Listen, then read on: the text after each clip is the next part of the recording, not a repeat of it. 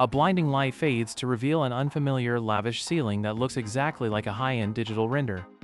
Sitting up quickly, I look down at my hands and realize they are far too smooth to belong to an overworked corporate slave. The realization hits like a lightning bolt because this exact room belongs to the main character of Revolution, my absolute favorite Otome game. Running to the full-length mirror, the reflection confirms that I am now Ray Taylor, the commoner heroine destined for romance.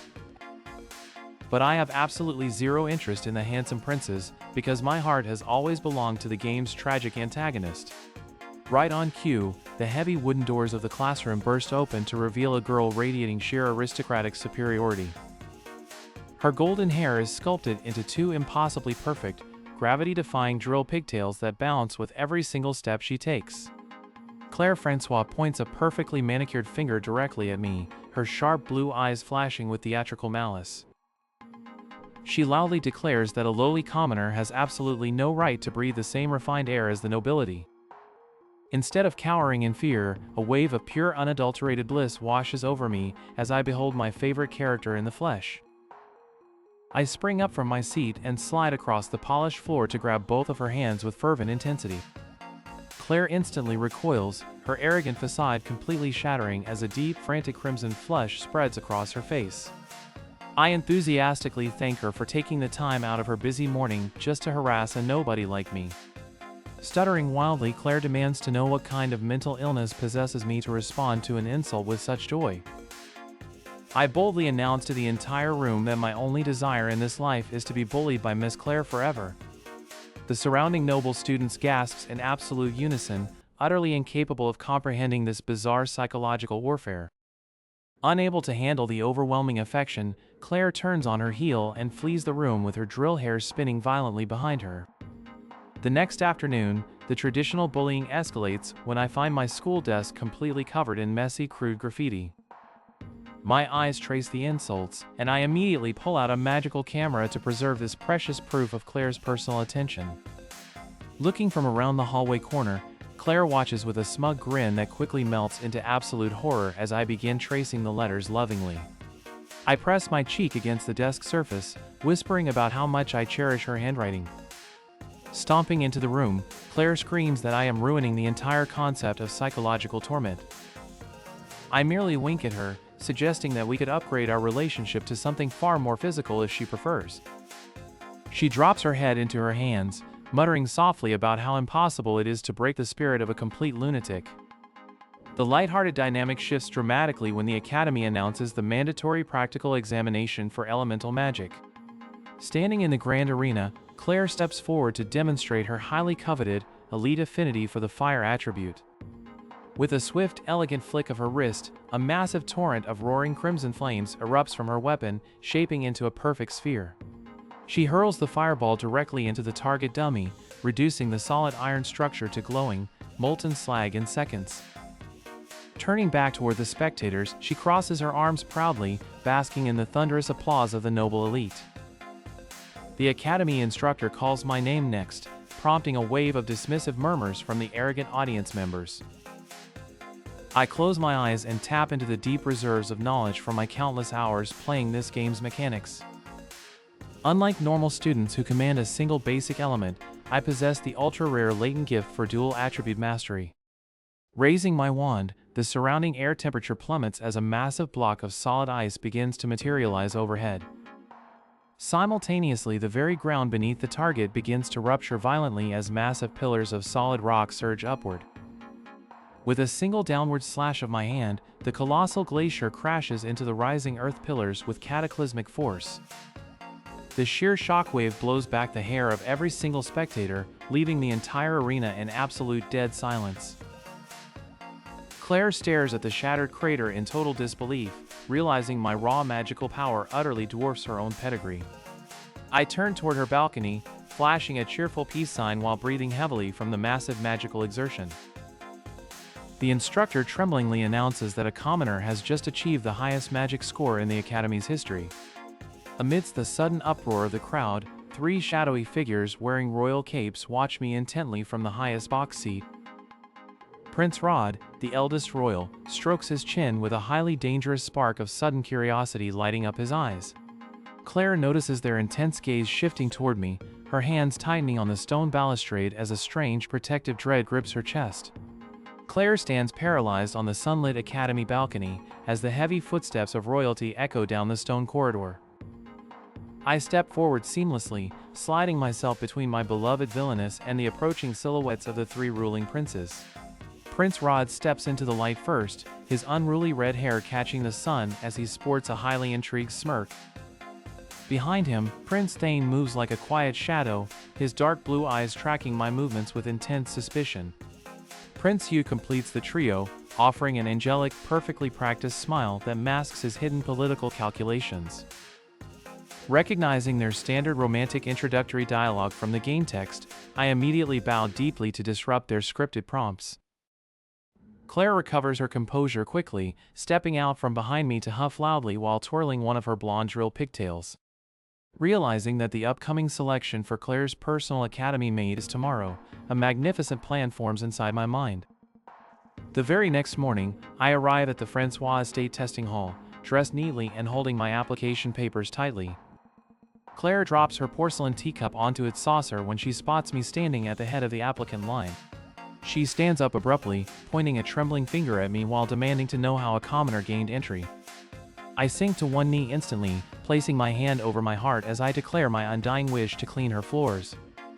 The head examiner frowns heavily, preparing to call the security guards to drag me out of the luxurious room. I swiftly produce my academic dual-element certification sheet, letting the glowing magical stamp catch the examiner's eye. The butler's jaw drops open as he realizes a top-tier magic wielder is volunteering for basic domestic labor. Claire stamps her foot against the polished floor, loudly declaring that she will personally oversee my grueling practical exam. For the first test, I am handed a heavy iron and a hopelessly wrinkled noble dress. Utilizing precise fire magic to heat the metal core instantly, I smooth out every crease with flawless rapid strokes. Claire watches from a velvet armchair, her expression souring as she fails to find a single flaw in the garment. Next comes the culinary challenge, where I am ordered to prepare a traditional high society tea service from scratch. Relying on my memory of Claire's exact canonical preferences, I brew the perfect blend of Earl Grey with exactly 2 sugar cubes. Claire takes a cautious sip, her eyes widening involuntarily as the familiar, perfect flavor hits her palate. She slacks her posture quickly, coughing to disguise her satisfaction while officially announcing my reluctant hiring. The next morning I arrive at Claire's academy dormitory wearing my brand new, perfectly fitted maid uniform. Claire opens the door while rubbing her eyes, her long blonde hair cascading messily over her silk nightgown. I clutch my cheeks in absolute bliss, loudly praising her messy morning appearance as a gift from the heavens. She slams the door shut in my face, shouting threats of immediate termination from behind the thick oak wood. Minutes later, she lets me back inside, and I begin the intricate process of styling her signature drill pigtails. Claire stares at my reflection in the mirror, asking quietly why a magical prodigy would demean themselves with maid work.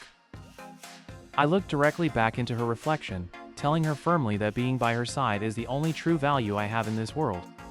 Claire turns completely pink, swiveling around in her chair to tell me that my flattery will not earn me a bonus. Later that afternoon at the Academy Gardens, Prince Rod suddenly intercepts us, trying to initiate his scripted romantic courtyard event. Remembering the exact dialogue path, I intentionally step forward to hand Prince Rod a completely unrelated stack of club budget reports. Prince Rod looks down at the boring paperwork, his romantic momentum completely shattered as he sighs in defeat. During library hours, Prince Thane attempts his own encounter by cornering Claire near the ancient history bookshelves. I immediately slide a massive dusty encyclopedia directly between their faces, loudly recommending it for the prince's remedial studies. Thane blinks in utter bewilderment, stepping back slowly as my relentless defensive presence completely neutralizes his brooding charm. Finally, Prince Yu tries a subtle approach, offering Claire a rare magical pastry during an evening reception walk. Anticipating his hidden political trap, I snatch the pastry away and eat it in a single bite, bowing politely to thank him for the snack. Yu's polite facade cracks for a split second, a look of profound amusement and caution flashing across his green eyes. Having successfully dismantled all 3 primary romantic roads, I walk back to the dorms with Claire, feeling incredibly proud. Claire looks up at the moonlit sky, noting softly that the academy has felt strangely lively since I became her maid. I lean in close to declare that my life's mission is to keep her world bright, causing her to immediately huff and quicken her pace.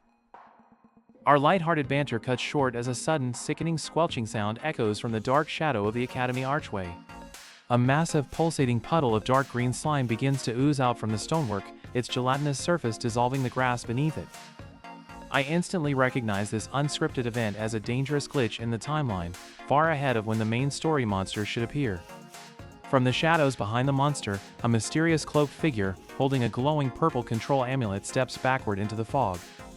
The lingering mist in the academy courtyard grows increasingly heavy, as the mysterious cloaked figure vanishes completely into the dark forest. Rei steps forward from the courtyard brush, her eyes scanning the damp stone where the strange control amulet had just been glowing. Remembering the original plot of the game, she realizes this unnatural occurrence is happening much sooner than the script originally dictated. A sudden wet squelching sound echoes from the drainage grates lining the perimeter of the majestic Royal Academy. From the iron bars, a massive pulsating mass of mutated slimes begins to expand and merge into a monstrous wall of jelly. Claire emerges from the main dormitory balcony, her eyes widening in absolute horror at the gelatinous threat spreading below. Refusing to show any weakness, Claire quickly draws her elegant magic wand and leaps down toward the stone courtyard. Rei immediately dashes into the danger zone, her face instantly shifting from serious contemplation to wild, adoration-filled excitement. The gigantic slime monster unleashes a torrent of acidic sludge directly toward Claire's position. With flawless precision, Claire summons a protective barrier of roaring flame that completely incinerates the incoming acid. Rei slides to a halt right next to her, loudly cheering and applauding her beloved mistress's magnificent magical prowess. Claire demands to know why her eccentric maid is treating a dangerous monster raid like a theatrical performance. Before Rei can reply with a witty remark, another 3 massive slimes burst from the academy greenhouses, surrounding them completely. Realizing the physical immunity of these specific mutated creatures, Rei raises her hands to utilize her advanced earth magic. Massive pillars of solid stone erupt from the courtyard floor, pinning the slimes firmly against the academy walls. Claire watches in utter disbelief as her maid effortlessly demonstrates magic that rivals top-tier royal knights. She quickly recovers her composure, declaring that she could have easily handled the monsters without any commoner assistance. Rei smiles softly, telling Claire that protecting her mistress's pristine dress from slime stains is her ultimate duty. Claire turns away quickly to hide the deep crimson blush spreading across her cheeks from Rei's sudden earnestness. The next morning, a tense atmosphere grips the grand dining hall, as news of the targeted slime attack spreads among the nobility. Several high-ranking noble students loudly blame the commoner students for bringing filth and monsters into their prestigious academy. On the other side of the hall, a group of commoner students look back with burning resentment, gripping their silver utensils tightly. Rei observes this dangerous social rift expanding, knowing from her past life that this exact tension sparks a massive rebellion. Claire walks down the center aisle of the hall, her posture immaculate as she ignores the heated arguments surrounding her. Suddenly, a commoner student intentionally steps out into the aisle, blocking Claire's path with a confrontational stance. Claire demands that the student move aside immediately, reminding him of his proper place within the academy hierarchy. The commoner student sneers, declaring that the era of arrogant aristocrats looking down on hard workers is coming to an end.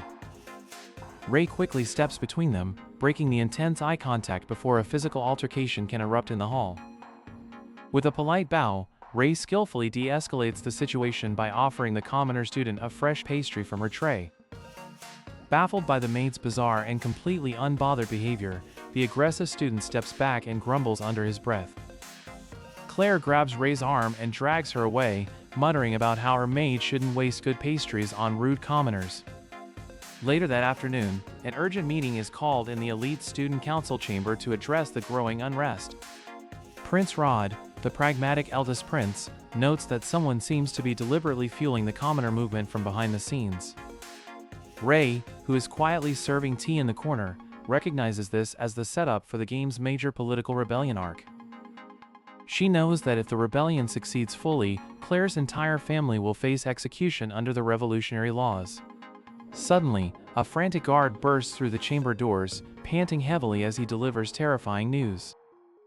He reports that a highly coordinated protest has turned violent at the main academy gates, led by shadowy figures. Claire immediately stands up from her seat, declaring that she will personally put an end to this lawless behavior. Rei reaches out to grab Claire's hand, feeling an overwhelming sense of dread about the trap waiting at the gates. Outside, the sky turns an ominous shade of crimson as the first magical explosion rocks the foundational stones of the academy.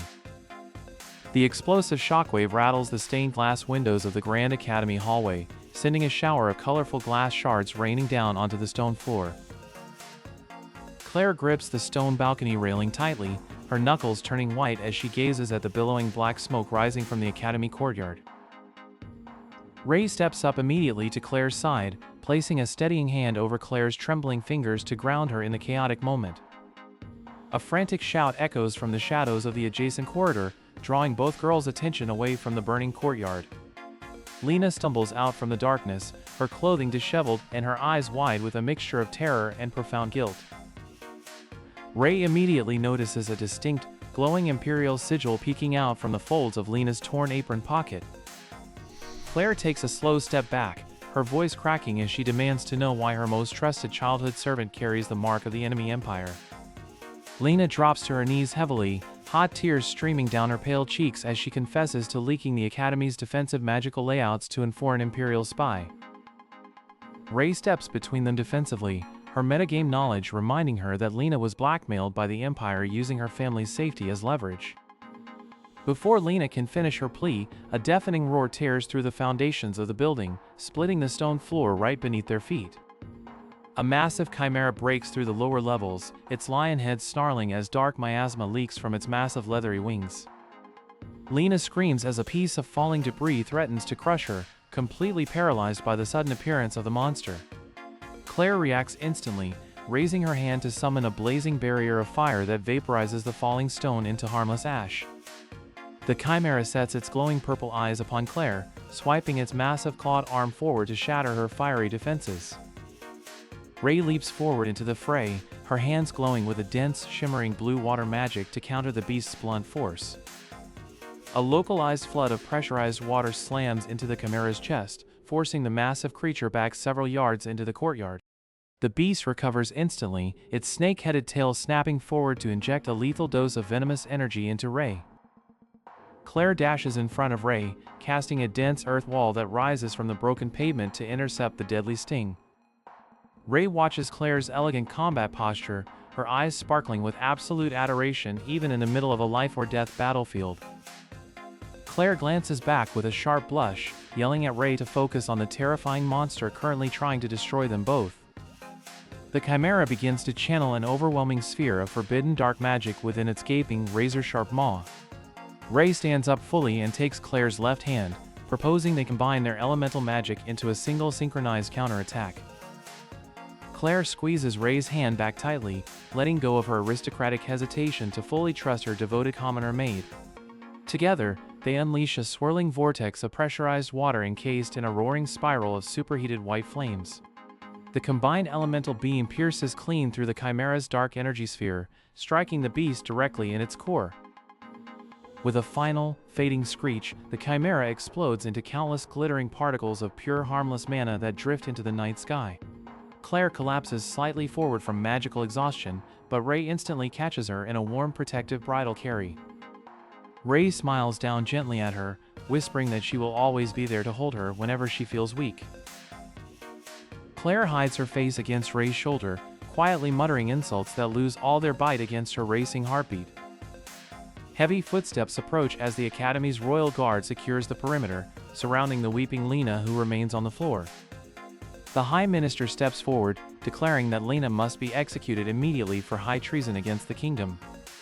Claire demands to be put down, standing tall before the minister to vehemently defend her childhood servant's life. Rei steps up beside Claire, presenting the gathered evidence of the Empire's blackmail to prove Lena acted under extreme duress. Impressed by their heroic victory over the Chimera, the Crown Prince arrives and officially grants Lena a full royal pardon under the condition of exile. Lena looks up in disbelief, offering a deep, tearful bow of profound gratitude to Claire and Rei before she is led away safely. Several weeks pass, and the beautiful academy grounds are fully restored to their original, sunlit splendor. Ray walks through the sun-drenched garden pathways, carrying a tray of freshly baked tea sweets meant for her favorite noblewoman.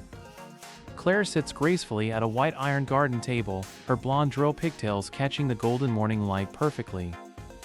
Ray pours the tea smoothly, then leans in close to softly tell Claire that her love for her will outlast any timeline or game script. Claire blushes beautifully, offering a radiant, genuinely happy smile as she takes Ray's hand, cementing their romantic future forever.